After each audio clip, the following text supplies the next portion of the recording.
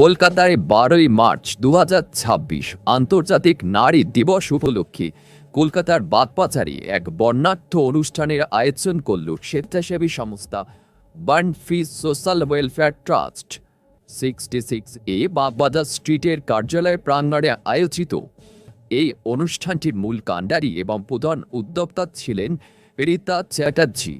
কলকাতায় 12ই মার্চ 2026 আন্তর্জাতিক নারী দিবস উপলক্ষে কলকাতার বাগবাজারে এক বর্ণাঢ্য অনুষ্ঠানের আয়োজন করল স্বেচ্ছাসেবী সংস্থা burn free social welfare trust 66A Bagbazar স্ট্রিটের কার্যালয় প্রাঙ্গণে আয়োজিত এই অনুষ্ঠানটির মূল কাণ্ডারি এবং প্রধান উদ্যোক্তা ছিলেন রীতা চ্যাটার্জি। তার সুদক্ষ পরিকল্পনা ও নেতৃত্বে দিনটি যথাযোগ্য মর্যাদায় উদযাপিত হয়। অনুষ্ঠানের মূল আয়োজক হিসাবে রীতা চ্যাটার্জি তার বক্তব্যে নারী স্বাধীনতার গুরুত্ব এবং সমাজে পিছিয়ে পড়া মানুষের পাশে দাঁড়ানোর অঙ্গীকার পুনর্ব্যক্ত করেন।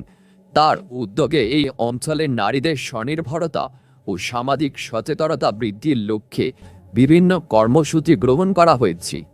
অনুষ্ঠানে বিশেষ অতিথি হিসেবে উপস্থিত থেকে অনুষ্ঠানটির গরিমা বৃদ্ধি করেন বিশিষ্ট সমাজসেবক রাজা রায় চৌধুরী, বিশিষ্ট ব্যক্তিত্ব সোমনাথ হালদার, তৃণমূল যুবনেতা তরুণ দেবনাথ, মেডিকেল ব্যাংকের প্রতিনিধি ডি আশিস, 10 নম্বর ওয়ার্ডের পৌর প্রতিনিধি সুব্রত ব্যানার্জি, বিশিষ্ট ব্যক্তিত্ব তিনকড়ি দত্ত, 12 নম্বর ওয়ার্ডের পৌর প্রতিনিধি মীনাক্ষী গাঙ্গুলি।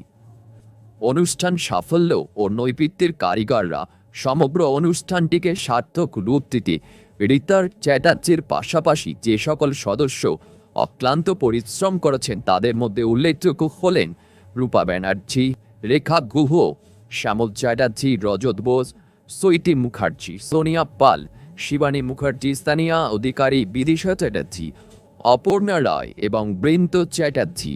এছাড়াও সংস্থার অন্যান্য সদস্যবৃন্দের সক্রিয় অংশগ্রহণ অনুষ্ঠানটিকে এক অনন্য উচ্চতায় নিয়ে যায়। মানুষের সাথে পথ চলার তো অঙ্গীকার আমাদের প্রথম থেকেই ছিল।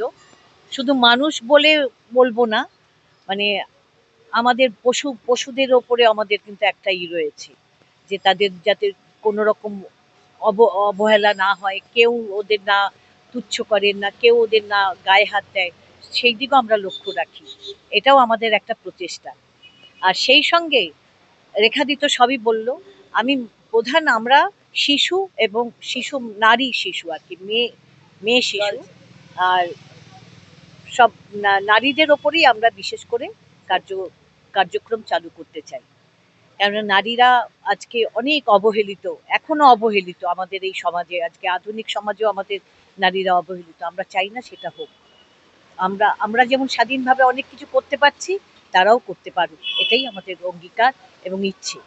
সেই ক্ষেত্রে আমাদের প্রশাসনকে তো সজাগ থাকতেই হবে, সেই সঙ্গে আমাদের নিজেদেরও সজাগ হতে হবে। শুধু যে পুরুষ একা দায়ী আমি এটা বলবো না।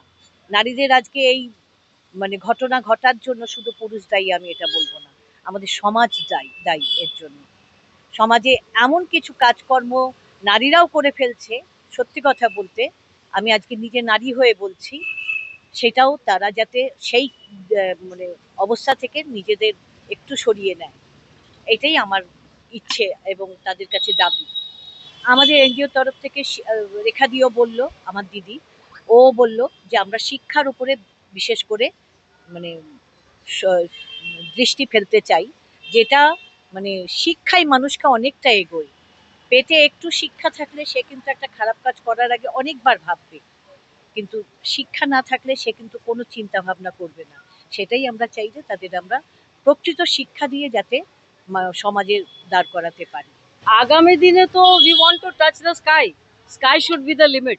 আমাদের এই অর্গানাইজেশনে জাস্ট স্টার্ট করেছি, 100% it will carry on for years together. আমি তো বেসিক্যালি এদিকে থাকি না, আমি মুম্বাইতে থাকি, বাট মুম্বাই থেকে I will carry on this. কেন অল ইন্ডিয়া রেজিস্ট্রেশন আছে আমাদের, তো বছরে একবার তো এদিকে আসবো। অ্যান্ড ম্যাক্সিমাম যা করতে পারি আমরা করব, নিজেদের রিসোর্সেস দিয়ে এগিয়ে নিয়ে যাবো। এই যে আমাদের বেশ 18টা মেম্বার আছে অলরেডি, অ্যান্ড আমাদের নিজেদের যা কন্ট্রিবিউশন, নিজের যা সামর্থ্য, ওটা দিয়ে আমরা এগোবো। অ্যান্ড উমেন এম্পাওয়ারমেন্ট যেটা আমি বলেছি, মেয়েদের গার্লস স্টাডিজ, গার্লসদের কিছু শেখানো, যেমনি যাতে ওরা নিজেরা যদি পড়াশোনা নাও জানে, পড়াশোনাটাই আমাদের বেসিক গোল, যে everybody girls education is a must, this days girls education is a must. তাই মেয়েদের এডুকেশন, ওমেন এডুকেশন, অ্যান্ড যদি পড়াশোনা প্রবলেম হয় তাহলে ওরা যেন নিজের লাইভলিহুড, নিজে যেন কারোর উপরে ডিপেন্ডেন্ট না হতে চায়, ওরকম একটা রাস্তা আমরা বানাবো। মানে ওদেরকে সেলাই শেখানো, কোনো একটা অ্যাক্টিভিটি দিয়ে, এটা আমাদের এম আছে। লেটস সি কত দূর যেতে পারি, but yes, we plan to touch the sky. I am Rekha Guha. Basically, I said, na, I'm from 1.5 years, I'm in Kolkata. Otherwise, I'm Mumbai based. Designation is I organize this program along with the founder Rita Chatterjee and Rupa Banerjee. শিক্ষার অভাব যদি থাকে নারীও খারাপ, শিক্ষার ভালো যদি থাকে পুরুষও ভালো, এটাই হচ্ছে মূল জায়গা। তো আমাদের বর্ন ফ্রি আমরা সব সময় চেষ্টা করব একটা ভালো আলো দেখাবার, একটা ভালো দিক দেখাবার, যতটুকু পারি আমরা। নিজেরা যেভাবে আমার বাবা রহরা মিশনের টিচার ছিলেন, বুঝতেই পারছেন একটা শিক্ষাগত আধারের ওপর আমরা দাঁড়িয়ে বড় হয়েছি। তা সেখানে কোনো খারাপ খারাপ কাজ দেখলে নিতে পারবো না, জাস্ট নিতে পারিও না। সেই জায়গা থেকে আজকে একটা জায়গা যখন স্বচ্ছতার জায়গা পেয়েছি, আমরা ঝাঁপিয়ে এই জায়গায় কাজ করব যেন একটা সমাজ, সুন্দর সমাজ আমরা তৈরি করতে পারি। একটা ছেলে মেয়েকে তৈরি করাই নয়, তাদের মধ্যে চেতনা ঢোকানো, তাদের মননে যাতে আসে যে না, আমি শিখছি, এর পরের জেনারেশনকে শেখাবার দায়িত্ব আমার, দায় আমার, এটা যেন তাদের ভেতর তৈরি করতে পারি। একজনকে শেখালাম, সেখানেই শেষ, তাহলে হবে না, তাকে ক্যারি করতে হবে পরের জেনারেশনকে। এটাই আমাদের শিক্ষা থাকবে যে তুমি শেখো আর একজনকে শেখাও। রূপা ব্যানার্জি পাঠক, আমি চিফ অ্যাডভাইজার। আজ সত্যিই গর্বিত বোধ করছি নিজেকে, কারণ অনেক দিন ধরে মানুষের সেবায় আসতে পারি, নিজেকে মানুষের সেবায় নিয়োজিত করতে পারি, এটা একটা ইচ্ছে ছিল।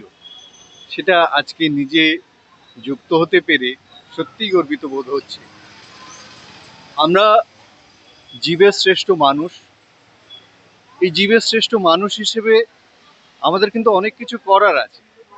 আমরা শুধুমাত্র নিজের সংসার চালাবো, নিজের আত্মীয় স্বজনদের দেখবো, এইটুকু নিয়ে আমাদের চলাটা মনে হয় যুক্তিযুক্ত নয়। আমাদের আশেপাশের মানুষজন, গরিব মানুষ, দুস্থ মানুষ, এনাদের সবাইকে আমাদেরকেই দেখা উচিত। মানুষের সেবায় আমাদের এগিয়ে আসা উচিত। আর একটা জিনিস যেটা বলার, সেটা হচ্ছে